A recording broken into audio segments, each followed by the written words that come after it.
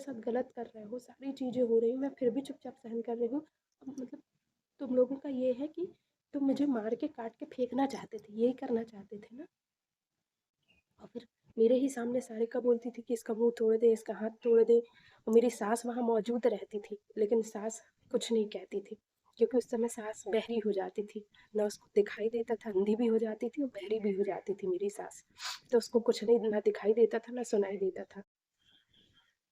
Last video में मैंने आपसे बताया था कि मेरी प्रेगनेंसी के टाइम से, जैसे ही मैं प्रेग्नेंट हुई थी और मतलब मेरे को 3-4 मंथ हो गए थे, तो मेरे हस्बैंड का नेचर मेरे लिए टोटली चेंज हो चुका था। मतलब मानो उसको उसके मन की हो गई हो, क्योंकि सारिका और मयंक की जो जोड़ी थी, कहना चाहिए सारिका और मेरे पति हस्बैंड, मतलब जो चाहते थे कि इसे कैसे फंसाया जाए, कि ये चुप रहे, हमारे इशारों पे नाचे, हम जैसा बोले वैसा ही करे। तो उनकी मुराद पूरी हो गई थी।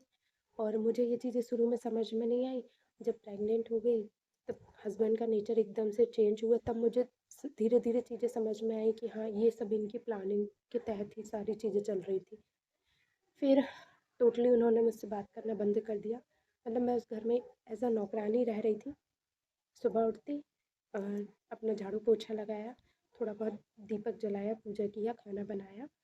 और मैं खाऊँ नहीं खाऊँ, मैं अपने ससुर को तो ज़रूर खाना सर्व करती थी। और मैंने आपको पहले भी बताया कि मैं अपने हस्बैंड का कोई काम नहीं कर सकती थी। ये स्ट्रिक्टली मतलब मेरे हस्बैंड का काम सारिका ही करती थी।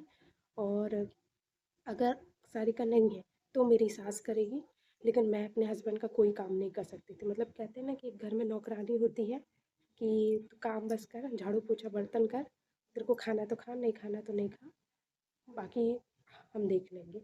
और ऐसा था कि मतलब सारिका कहते कहते हैं, कहना चाहिए कि जैसे एज अ वाइफ हर चीज़ जो अपने हस्बैंड की जाती है ना, सारिका पूरा मेरे हस्बैंड का वही करती थी कि उसको खाना खिलाना, खाना परसना, उसके कपड़ों का ध्यान रखना, कपड़े धोना, इवन अंडर गारमेंट्स तक वही धोती थी। मुझे नहीं धोने दिया जाता था, अपने हस्बैंड का कोई भी काम मुझे नहीं करने दिया जाता था। अब आप समझ सकते हो कि किस लेवल तक इन लोगों का रिलेशन है। और मैंने तो आपको बताया पहले भी कि मेरे पास पूरा वीडियो है, जिसमें अब क्या है कि वो वीडियो मैं पब्लिकली नहीं बता सकती, लेकिन उसमें एक एक चीज़ स्पष्ट समझ में आ गई कि इनमें कोई भी लिमिटेशन नहीं रह गया है।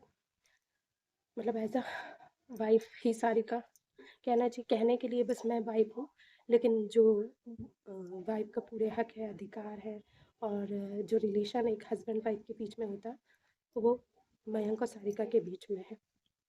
इतना तो इतना तो डेफिनेटली मैं कह सकती हूँ। और मैंने जो देखा है वही बता रही हूँ, मैं मनगढ़ंत या अपने मन से कुछ भी नहीं बता रही हूँ। और मेरे ससुराल वालों को सबको सब कुछ पता है।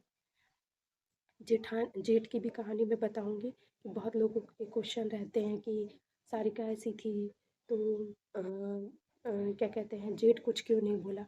तो मैं जेठ की भी कहानी बताऊंगी। और मैंने पहले भी बोला है कि जेठ के बारे में मेरे से ज़्यादा वहाँ के लोग ज़्यादा अच्छे से जानते हैं। और अभी मेरे ससुराल से आने के बाद वहाँ कुछ जेठ के ऊपर इतना बड़ा केस लगा हुआ है कि डिंडौरी क्या, डिंडौरी के आसपास के जितने भी क्षेत्र हैं, मंडला, जबलपुर, बहुत सारी जगह मेरे जेठ के खिलाफ रैली निकाली गई थी, क्योंकि उनके ऊपर जो केस लगा हुआ है। तो वो पॉलिटिक्स, किसी पॉलिटिकल, मैंने बताई थी कि मेरी फैमिली पॉलिटिकल फैमिली है। तो वो किसी पद पे थे, बीजेपी के जिला मंत्री थे डिंडौरी में, जिन्हें वो केस लगने के बाद उन्हें पद से निष्कासित किया गया। उनके साथ और भी लोग थे, बाकी मेरे को वो दो लोगों से कोई मतलब नहीं है, मैं उनको नहीं जानती हूँ। बाकी मेरी कहानी है। और मेरे साथ जो भी हुआ, मेरी कहानी नहीं, मेरी आप बीती है ये। तो मेरे साथ जो भी हुआ वही मैं आप लोगों से शेयर कर रही हूँ। और मैं इसलिए शेयर कर रही हूँ कि जो मेरे साथ हुआ, जो गलतियाँ मैंने करी, वो आगे कोई भी ना करे, क्योंकि इसके बाद भुगतना आप ही को पड़ता है। सामने वाला तो आपके साथ गलत करके चला जाता है, उसका उसको कोई फ़र्क नहीं पड़ता, भोगना आप ही को पड़ता है। इसलिए मैं बस ये चीज़ें आपसे शेयर कर रही हूँ कि मैं जो गलतियाँ करी वो आप लोग ना करें। तो फिर क्या हुआ कि सारिका का और इन लोगों का तो चल रहा था। तो फिर मैं भी, क्या हुआ कि मैं भी प्रेग्नेंट थी, तो मुझे अपने बच्चे की चिंता थी, इसलिए मैं भी चुप रहती थी, मैं भी ज़्यादा बात नहीं करती थी। तो ऐसा होता था कि हमारे महीने महीने 2-2 3-3 महीने ऐसे चले जाते थे, मेरे हस्बैंड और मेरे बीच में कुछ भी बात नहीं होती थी। इवन नॉर्मल बात भी नहीं होती थी कि कहाँ है, क्या कर रही है, खा रही है, पी रही है, कुछ भी नहीं। और मेरे हस्बैंड ने तो टोटली कह दिया था, अब मेरे को तेरे से कोई मतलब नहीं, तो क्या पहन रही है, क्या ओढ़ रही है, क्या खा रही है, क्या पी रही है, हमको तेरे से कोई मतलब नहीं। ये सीधे मेरे मुंह पर मेरे हस्बैंड ने बोल दिया था। ठीक है, मेरे रोते रोते दिन गए। आज तो मतलब इतना लंबा टाइम हो गया है, तो चीज़ें क्या है, समय के साथ इंसान उनमें ढल जाता है। बातों को या जो अपने साथ बीता है वो कभी नहीं भूलता, लेकिन एक समय के बाद उसमें रहने का आदी हो जाता है। तो ऐसे ही मेरे साथ हुआ कि मैं प्रेग्नेंट थी। 4-5 महीने ऐसे बीतते गए, ना मेरा कोई प्रॉपरली ट्रीटमेंट कराया गया, ना कुछ नहीं किया गया। डिलीवरी की भी स्टोरी आपसे बताऊंगी कि कैसे मेरी डिलीवरी हुई थी।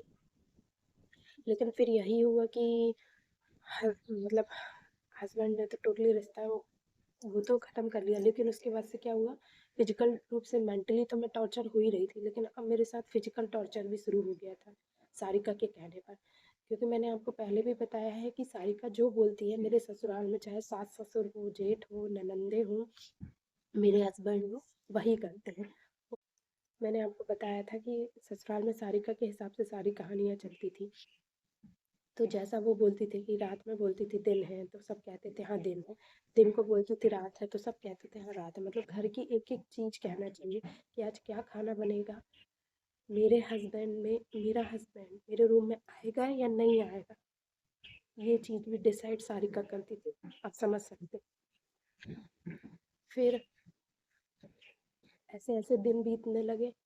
मैं भी मतलब मेंटली रूप से परेशान तो थी, लेकिन मैं उस समय कुछ नहीं कर सकती थी, क्योंकि मैं प्रेग्नेंट थी। और एक मन में मतलब एक होप थी कि शायद अब उसके बाद कुछ बचा तो नहीं था, लेकिन बस यही सोचती थी कि बच्चा होने के बाद शायद इसका मन पिघल जाए, इसको अपने किए का पछतावा हो, है ना। तो इसी आस में अब क्या करती, प्रेग्नेंट तो हो चुकी थी, मेरे पास कोई ऑप्शन था नहीं। तो मैं बस वहाँ दिन काट रही थी। लेकिन फिर मेरे से ये क्या हुआ ना कि धीरे धीरे बहुत सारी चीज़ें बढ़ी। फिर मेरे मेरे साथ ना फिज़िकल टॉर्चर भी होने लगा। और फिज़िकल टॉर्चर भी ऐसा कि मेरे हस्बैंड खुद से नहीं, मेरे ऊपर हाथ उठाना नहीं करते थे, सारिका के उकसाने पर। मतलब सारिका रोज़ सुबह क्या करती थी, इतना ज़्यादा पता नहीं क्या बोलती थी, दिन भर बोलती रहती थी उसको, वो चुपचाप सुनता था। और मेरे ही सामने मेरे हस्बैंड को सारिका माँ बहन की गाली बकती थी। और जब मैं उसे मना करती थी इन चीज़ों के लिए, कौन सी वाइफ़ सुनेगी ये सारी चीज़ें, बताइए आप लोग, कौन सी वाइफ़ सुनेगी। और इस चीज़ के लिए मैं उसे मना करती थी, डांटती थी, तो मेरा हस्बैंड उल्टा मुझसे ही लड़ता था, मेरे ऊपर हाथ उठाना शुरू कर दिया था उसने। और फिर मेरे ही सामने सारिका बोलती थी कि इसका मुंह तोड़ दे, इसका हाथ तोड़ दे। और मेरी सास वहाँ मौजूद रहती थी, लेकिन सास कुछ नहीं कहती थी, क्योंकि उस समय सास बहरी हो जाती थी, ना उसको दिखाई देता था, अंधी भी हो जाती थी और बहरी भी हो जाती थी मेरी सास। तो उसको कुछ नहीं, ना दिखाई देता था ना सुनाई देता था।